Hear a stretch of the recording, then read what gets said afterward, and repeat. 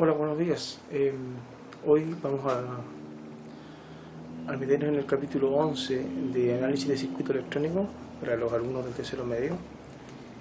Es lo que yo comunicaba la otra vez, que íbamos a ingresar en lo que es el régimen alterno. Y en el régimen alterno vamos a estudiar dos componentes, que son, bueno, aparte de la resistencia evidentemente, que ya la vimos, que son la bobina y el condensador. Pero para poder hacer el análisis incluyendo estos elementos, necesariamente tenemos que estudiar o repasar, más que nada repasar, porque el profesor de matemáticas ya me dijo que lo había pasado, repasar números complejos. ¿Por qué los números complejos? La verdad es que los números complejos están íntimamente ligados en el análisis matemático de un circuito eléctrico que tiene bobinas, condensador y resistencia bajo régimen alterno, porque estos elementos, tanto el condensador como la resistencia, cuando se les somete a una señal alterna, producen un efecto que se llama reactancia. Ya lo voy a explicar con más detalle más adelante. Se llaman reactancia, y estas reactancias son valores o números imaginarios. ¿Ya? Es decir, durante el proceso de cálculo que se hizo, da una cantidad subradical negativa, y eso evidentemente que lo llevan los números imaginarios. Por lo tanto, los circuitos que vamos nosotros a analizar tenemos que trabajarlos desde el punto de vista de los números complejos. Pero además, tenemos que expresarlo finalmente en términos polares, ¿ya? En la cual el término final es una magnitud de un fasor con el ángulo de inclinación que tiene sobre el eje real. Ya lo voy a explicar ya. No voy a hacer circuitos ahora, sino que lo que vamos a hacer hoy día es hacer un repaso de los números complejos y su transformación de rectangular a polar. Esa es la idea. Así que voy a preparar el material y iniciamos la clase.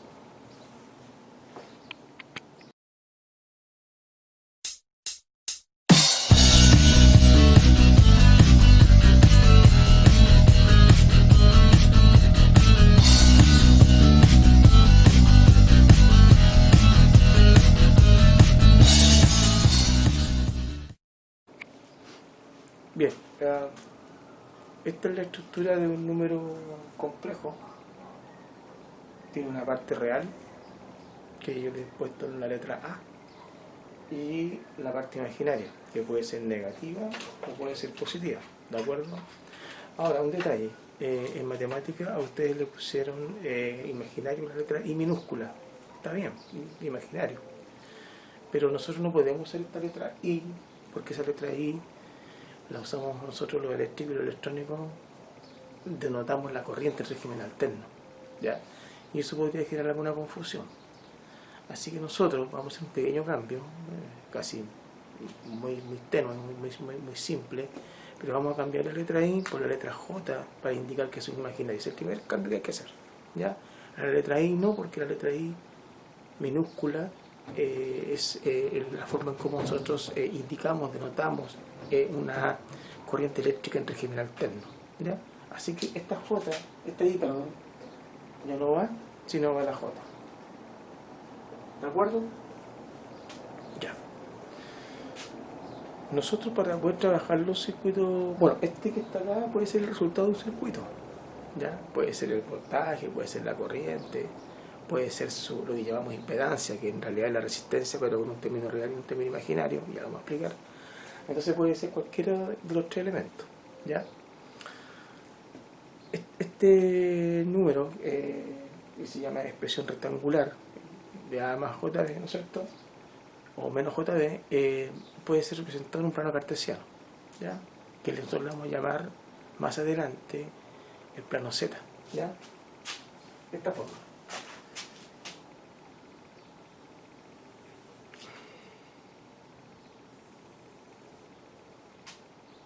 ¿Ok? Acá van a ir los números reales, y en la ordenada vamos a colocar los números imaginarios, ¿ya? Vamos a colocar acá puede ser una I, ¿no es cierto?, que indica que son imaginarios, o una Jotita, ¿ya?, para indicar que es el valor imaginario, ¿ya? Es decir, acá o acá van a ir los la reactancia generada por un condensador o por una bobina. Y cuando ustedes vean, la bobina es un número positivo, una cantidad positiva, imaginaria positiva, mientras que el condensador va a ser un número imaginario negativo. Así que el condensador va a estar acá y la bobina en el lado de arriba, ¿ya? De los positivos. La resistencia va a ir en la red de los reales, acá, ¿de acuerdo? ¿Podrá ir acá o no? No, pues hay resistencia negativa. Por lo tanto, la resistencia se maneja desde el cero hacia la derecha. ¿Ok? Entonces, nosotros podemos representar este número complejo en el plano cartesiano de la siguiente forma. Este puede ser la A, ¿no es cierto? Y el número imaginario va a ir sobre la ordenada, ¿ya? Que puede ser B o puede ser menos B. ¿Ok? Supongamos que es B positivo, ¿no? Vamos a trabajar con los dos simultáneamente, ¿ya? Podemos representar un punto en el plano cartesiano utilizando la intersección de los valores, utilizando la horizontal y la vertical, ¿de acuerdo? Si yo hago un trazado horizontal al eje de los números reales y hago un trazado paralelo a la ordenada, acá la intersección, ¿no es cierto? Ese punto va a ser el punto A, B. ¿De acuerdo? ¿Ya? Donde la A es el número real y B es el número imaginario. ¿De acuerdo? Bien, acá viene lo interesante. Vamos a trazar una línea desde el origen hacia el punto en cuestión. En realidad es un vector, ¿ya? Nosotros, en electricidad y en electrónica, le vamos a llamar fasor. De hecho, esto en el futuro, más que plano Z, le vamos a llamar un diagrama fasorial. Vamos a representar la corriente, vamos a representar el voltaje y vamos a representar la resistencia compleja o la impedancia. ¿De acuerdo? Ya, partamos primero con el tema del fasor, ya, o vector. Hagámosle fasor mejor porque así vamos a trabajar, ¿de acuerdo? Trazamos una línea desde el centro hacia el punto. ¿Ya? ¿Ok? Ese fasor tiene una cierta inclinación, ¿ya? Con respecto a la abscisa o al eje de los números reales. ¿De acuerdo? Que se está acá.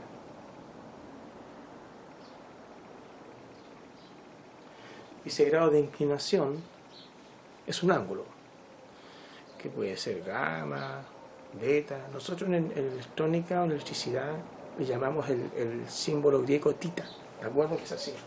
Bueno, en realidad así, pero por comodidad uno hace como una O nomás con un cachito ya ahí. ¿Ok? Ese es el ángulo. ¿Ya? Esta gráfica o la posición de este punto podemos llevarla desde esta condición, la podemos expresar en términos polar, es decir, en términos de la magnitud de este fasor y del ángulo de inclinación. Es decir, todo el circuito eléctrico, la resistencia compleja o la impedancia de un circuito eléctrico, el voltaje y la corriente va a ser expresado en términos de magnitud y de ángulo de inclinación. Y con esas expresiones vamos a trabajar. ¿De acuerdo? Y además nos va a decir mucho. Cuando hagamos análisis de circuito, esa expresión nos va a decir mucho. Nos va a decir si es un circuito predominantemente capacitivo, si es un circuito predominantemente inductivo, si la corriente se adelantó, se atrasó. Ya le expliqué ya por qué pasa eso. Entonces, esa expresión nos va a decir mucho y es muy importante entenderla. ¿De acuerdo? Entonces, esta magnitud es la que tenemos que calcular. Y el ángulo. ¿Cómo la vamos a calcular? Miren, cuando hice el dibujo yo, si ustedes se fijan bien, nos queda un triángulo, el rectángulo. ¿Por qué triángulo rectángulo? Geometría, eso tienen que saberlo. Porque aquí se forman 90 grados. todo triángulo que forma 90 grados con sus catetos es un triángulo rectángulo. Y si es un triángulo rectángulo, ¿qué podemos ocupar? El teorema de Pitágoras. ¿Qué dice Pitágoras? El señor Pitágoras dice que vamos a llamarle n, ¿de acuerdo? Porque en matemáticas enseñan como a al cuadrado igual a b al cuadrado más a al cuadrado. Los chicos quedan ya como mecanizados con esa letra ya. Nosotros en electricidad podemos ocupar cualquier letra, es importante que entendan lo que están haciendo, ¿ya? Pero ¿qué es lo que dice? Dice que la hipotenusa, ¿se acuerdan de la hipotenusa? Que es la diagonal, ¿no es cierto? Que va de este punto a este punto, mientras que las otras dos líneas son los catetos, ¿ya? Bueno, le llamaban A, B y C, ¿de acuerdo? Se quedaba como que A al cuadrado era igual a B al cuadrado más C al cuadrado, o sea, Pitágoras. ¿Qué dice Pitágoras? Que la suma de los catetos al cuadrado es igual a la hipotenusa al cuadrado, ¿ya? ¿Ok? Si nosotros nos fijamos en este dibujito, tendríamos que n al cuadrado va a ser igual a esta magnitud. Con toda esta magnitud, los alumnos ponen A, no. Se equivocan muchas veces. Es esta la magnitud, B. ¿De acuerdo? Tengan cuidado con eso. ¿Ya? Entonces, ¿cuánto es esta magnitud? A, no. A vale esto. B vale esto. ¿Estamos? Entonces, n al cuadrado va a ser igual a b al cuadrado más este cateto a al cuadrado. Pero me interesa m, no despejo. M va a ser igual a, ¿cómo despejo la potencia hacia otro lado? Como raíz. ¿Ok? No se me va a olvidar. Raíz, ¿de acuerdo? Entonces queda como raíz cuadrada de b al cuadrado más a al cuadrado. Y listo, tengo el m. ¿Ya? ¿Qué me falta? El ángulo de inclinación. Este que está acá. Mira, para calcular el ángulo de inclinación utilizo las funciones trigonométricas básicas, que es el seno, el coseno y la tangente. ¿Ya? Si no se acuerdan, vamos a explicarlo con detalle, ¿de acuerdo? Con las tres funciones trigonométricas podemos encontrar el ángulo que estamos buscando. ¿Ya? Entonces, miren, podemos ocupar el seno, acá, seno, el sen del ángulo de nuestra incógnita, el seno de tita es igual a cateto opuesto. ¿Cuál es el opuesto al ángulo? Este que está acá, ¿no es cierto? Este. ¿Ya? Es el que se opone al ángulo. Cateto, ¿cuánto vale? B. B dividido por la hipotenusa. ¿Cuánto es la hipotenusa? M. ¿Ya? Y aquí puedo despejar el ángulo. ¿No es cierto? Aquí puedo despejarlo. Tita va a ser igual a, si saco el seno hacia acá, ¿cómo queda? Seno a la menos 1. En la calculadora chip, sen, le va a quedar seno a la menos 1, ¿de acuerdo? Le va a quedar seno a la menos 1 de el argumento, que va a ser ahora b partido por m. Y listo. Y ahí tienen cómo calcular el ángulo. Pueden ocupar el coseno. El coseno de tita es igual a, el coseno es el cateto adyacente partido por la hipotenusa. El adyacente que está acá al ladito del ángulo. Este. ¿Ya? Este es el adyacente. ¿Ok? Este es el opuesto. El B y este es el adyacente. Que vale A. A partido por la hipotenusa. L. Entonces, de acá despejo el ángulo que ando buscando.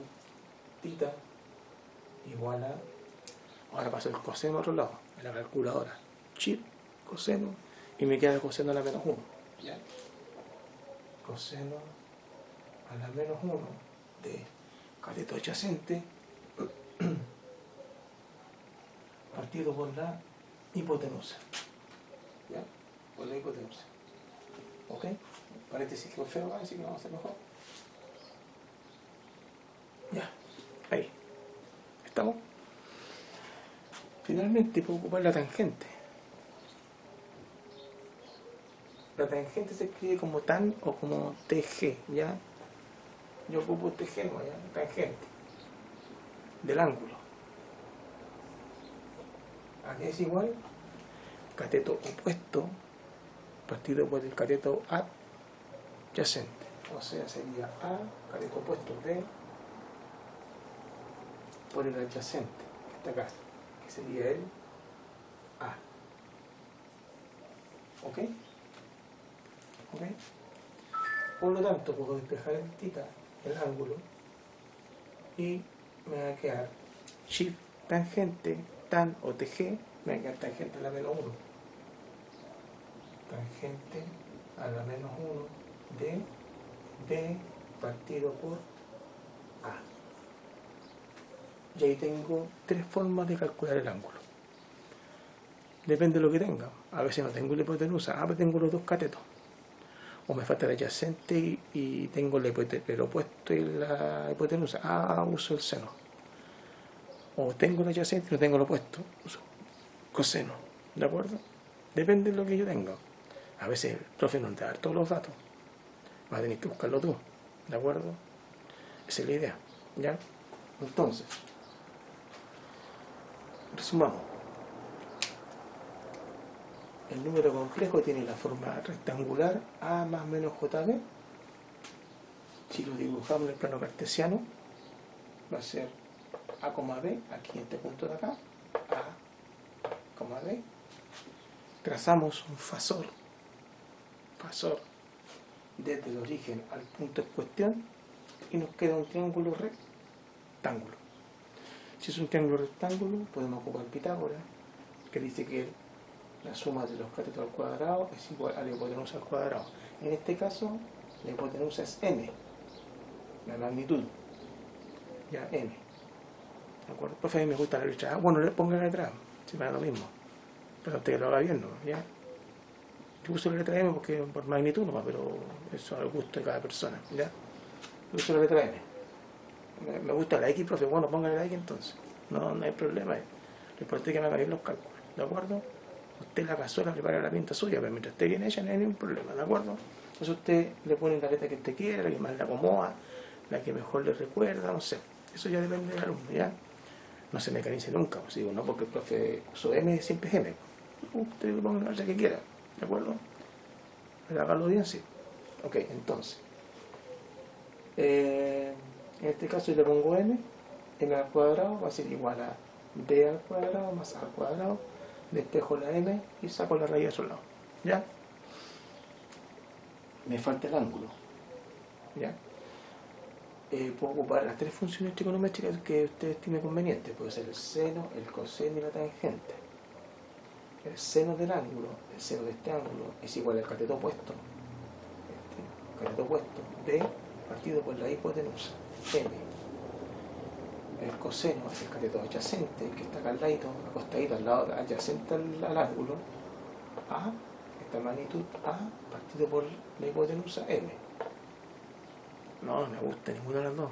Quiero la tangente. Bueno, ocupe la tangente. Si tiene todos los valores, por supuesto. Tangente del ángulo es el cateto opuesto, partido por el cateto adyacente.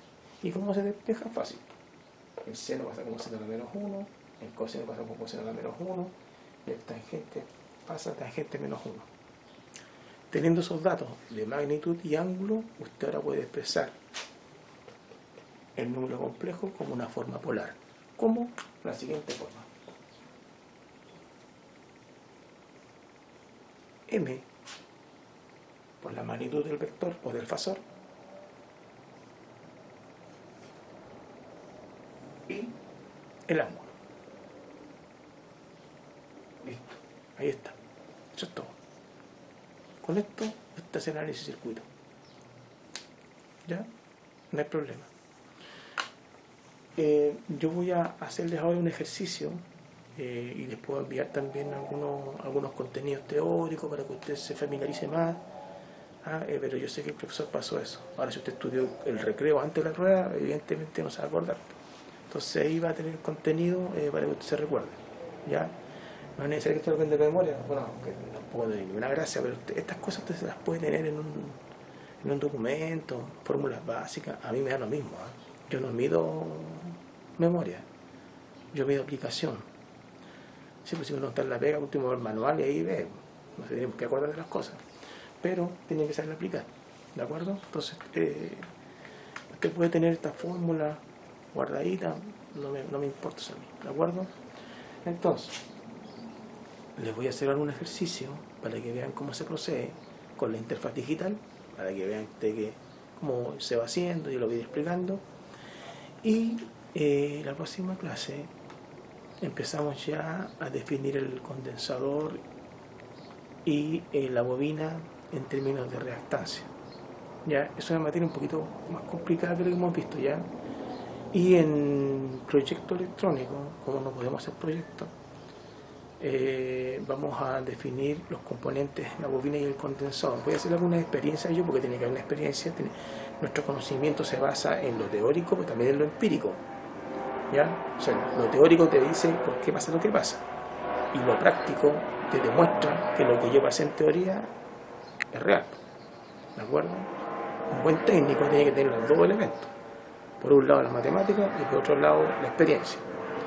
La habilidad para poder armar, construir, medir, cuantificar, corregir, esas cositas se van haciendo, pero siempre detrás de la base de las matemáticas. Por eso es que es importante pasar estas cosas, ¿de acuerdo? Entonces yo ahora le voy a hacer un ejercicio y partiríamos en proyecto electrónico ya definiendo lo que es el condensador. Por ahí me voy a tirar primero por el condensador. Cuando tengamos claro lo del condensador, su expresión matemática, que es un número imaginario, nos tiramos a hacer ejercicio ya con circuitos R de resistencia, L de bobina, C de condensador, circuitos R, L, C bajo régimen alterno. ¿Ya? ¿Por qué no lo vimos en continua? Es en dar cuenta que no tiene mucho significado hacerlo en continuo, ¿ya? Salvo en los regímenes transitorios, que eso sí, ustedes lo van a ver en la U, ¿ya? Pero por ahora solamente lo vamos a ver en régimen alterno, ¿de acuerdo? Ya, pues, entonces eso sería. Yo ahora voy a preparar el material del ejercicio para que esto quede reforzado. Y nos metemos en lo que son los componentes, que son la bobina y el condensador. ¿Ok? Cuídense. Ustedes, para que cuiden a los demás, es importante eso, ¿ya? Y sean obedientes con las normas que establece la ley de protegerse siempre con el cuidado de la salud que corresponde, y ojalá nos podamos encontrar luego, ¿ya? Ok, chao. Bien, acá tenemos un problema bastante sencillo. Nos dan este valor complejo. Este valor puede ser el resultado de un circuito, ¿de acuerdo? Ya les voy a explicar ya cómo se llega a esto ya, ¿ok? Pero los resultados de un circuito, ya sea desde el punto de vista de la corriente, de la tensión o de la resistencia compleja o impedancia, es de esta forma: una parte real y una parte imaginaria, ¿de acuerdo? Bueno, lo que tenemos que hacer siempre nosotros cuando tenemos esta expresión es llevarla a polar, ¿de acuerdo? Aquí no estamos haciendo circuito, estamos haciendo básicamente un repaso que me parece que el profesor lo hizo, pero lo vamos a retomar nuevamente, ¿de acuerdo? Vamos a llevar este número complejo, lo vamos a llevar a su forma polar, ¿de acuerdo? Entonces vamos a colocar ahí letra B, ¿no es cierto? Acá cerquita para que se note con la figura, ¿ya? Entonces B, llevar a polar, ¿ya? Llevar a polar. A polar. Mira, para llevar a polar, para un poquito ordenarse, lo ideal, digamos, es poder expresar el valor, los números, perdón, en el plano cartesiano, como está acá, ¿se fijan? Ya la letra A ya está hecha ya. ¿ya? Representar en el plano cartesiano primero que nada es representar en el plano cartesiano. Después cuando usted tenga más práctica a lo mejor ni siquiera va a ser necesario, ¿ya? Pero para empezar lo vamos a hacer así. Entonces tenemos el valor 4, que es el valor real, que está acá en el eje de los números reales. Recuerden que que está acá, la abscisa representa los números reales y la ordenada representa los números imaginarios. Entonces este primer elemento es el valor real, está acá, y el segundo elemento, que es el valor complejo, está acá, ¿de acuerdo? El 3. Bueno, uno lo que hace es básicamente interceptar, ¿no es cierto?, ambos valores y obtener este punto, que es el par ordenado, 4,3, ¿de acuerdo? Acá lo que hay que hacer es tirar una diagonal ahora, una diagonal desde este punto a este punto para poder hacer el trabajo. Ya lo vamos a utilizar, vamos a tirar una línea que vaya desde este punto más o menos ahí hasta el punto de acá. Ok, ¿ya? Y a esa diagonal, que ahora es la hipotenusa, ¿no es cierto? Porque se nos formó, si ustedes se fijan bien, acá se nos formó un triángulo rectángulo. Se llama rectángulo porque siempre tiene un lado con 90 grados, ¿de acuerdo? Que en este caso lo forman los catetos. Y la hipotenusa es la diagonal que cruza desde el eje hacia el punto de intersección. Bien, y vamos a colocar la letra M, que es la que yo utilizo. Ustedes pueden usar cualquier letra, pero yo pongo M de magnitud. Ya, entonces vamos a colocar ahí la letra M. Ya, este que está acá sería el cateto opuesto, el cateto adyacente al ángulo que hay que poner acá. Aquí vamos a colocar el ángulo, ¿de acuerdo? Que es el grado de inclinación que va desde acá hasta acá. ¿Ya? El ángulo es el grado de inclinación que va de acá hasta acá. Son los dos elementos que usamos para el polar, el ángulo y la magnitud. La magnitud y el ángulo. Entonces, vamos a ver acá. Este va a ser el ángulo teta, ¿no es cierto? Y este es lo que mide de acá a acá. ¿Ya? Bien, podemos usar el seno, el coseno o la tangente. Pero antes que eso, tenemos que calcular el valor de M. Recuerden que por Pitágoras, la ley de Pitágoras dice que la hipotenusa al cuadrado es igual a la suma de los catetos al cuadrado, ¿cierto? Al cuadrado, ¿ya? En este caso el A vale M, la voy a despejar al tiro, o sea, bueno, puedo despejar acá también para que quede más claro, que el A va a ser igual a la raíz cuadrada de B al cuadrado más C al cuadrado. Entonces, aquí es M, ya está despejadito, ¿no es cierto? M, ¿no es cierto?, va a ser igual a la raíz cuadrada de al cuadrado, que vale 4 al cuadrado más 3 al cuadrado. Y esto es igual a 4 por 4 es 16, 3 por 3 9, 9, 16 más 20 son 25, ¿de acuerdo? 25. Y el resultado de la raíz cuadrada de 25 no es nada más que 5, ¿ya? Entonces este valor que está acá, ¿no es cierto?, vale 5.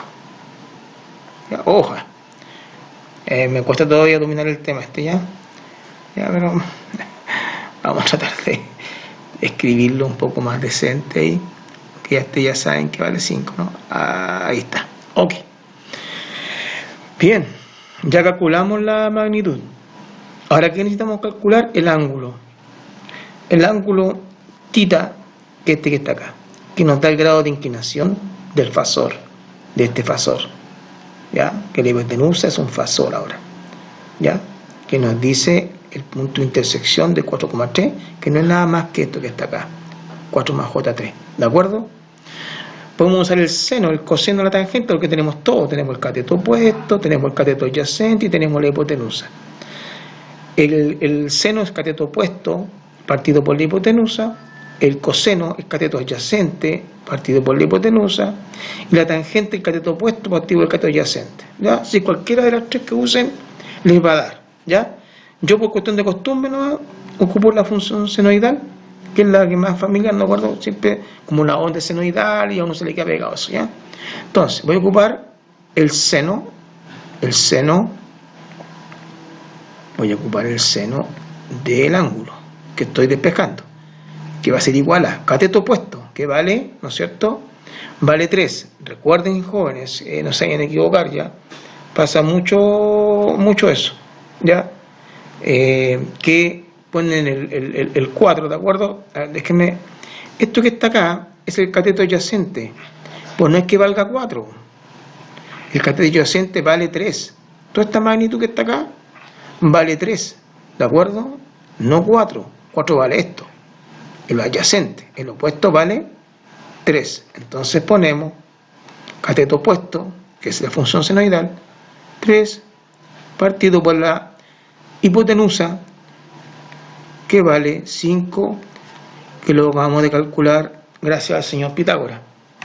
Y ahora vemos 3, vamos a ver, 3 dividido en 5 nos da 0,6, ¿de acuerdo? Entonces acá es 0,6. Podemos despejar el ángulo, entonces ahora θ es igual a, si paso el seno hacia el otro lado, ¿no es cierto? Ahí voy a hacerlo más clarito ahí. Si paso el seno para acá, pasa como seno a la menos 1, ¿ya? Eso lo vimos ya cuando vimos señales senoidales y queríamos calcular la velocidad instantánea, ¿de acuerdo? Entonces, ¿cómo me va a quedar acá? Me va a quedar seno a la menos 1 de 0,6. Perdón. De 0,6. ¿De acuerdo? Y cerramos. ¿Ya? Calculamos ahí en Shift seno a la menos 1 de 0,6 y nos da 36,87 grados. Acá nos dio 36,87 grados. ¿De acuerdo? De gradito ahí. ¿Ya? 36,87 grados. Que ahí terminó. ¿Ya? Entonces, ¿cómo nos queda expresado el 4 más J3? Nos va a quedar expresado como la magnitud, que vale 5, y el ángulo, que vale 36,87. Y eso es todo. ¿De acuerdo? ¿Ok? A ver, algunas cositas que nos pueden ser importantes. Si yo veo esto que está acá, que estoy viendo que el 5 es la magnitud y el grado de inclinación son los 36,87 grados. Y esta expresión es lo que me está acá. ¿De acuerdo? Es lo mismo que está acá. ¿Ya? O sea, esta expresión representa acá. ¿Por qué lo llamo a polar? Porque más adelante vamos a ver que esto es muy importante. Muy, muy importante. Esto que está acá. ¿Ya? Y nos va a decir si es principalmente capacitivo un circuito, si es principalmente inductivo el circuito. Nos va a dar mucha información respecto al circuito. ¿Ya? Ahora no, porque este todavía no lo hemos visto, pero para allá vamos, ¿de acuerdo? Por eso es que es bueno llevarlo a polar. Y por otro lado, es mucho más fácil hacer cálculos en polares que en rectangulares, en especial cuando hay que multiplicar o cuando hay que dividir. ¿Ya? Bueno, ahí les voy a mandar algunos serie de ejercicios para que ustedes puedan familiarizarse. Esto que está acá puede ser corriente, puede ser tensión, y también puede ser lo que vamos a conocer nosotros como impedancia, que es la mezcla de la resistencia más el valor reactivo, que puede ser inductivo o capacitivo. ¿Ok? Bien, jóvenes, hasta acá llegamos.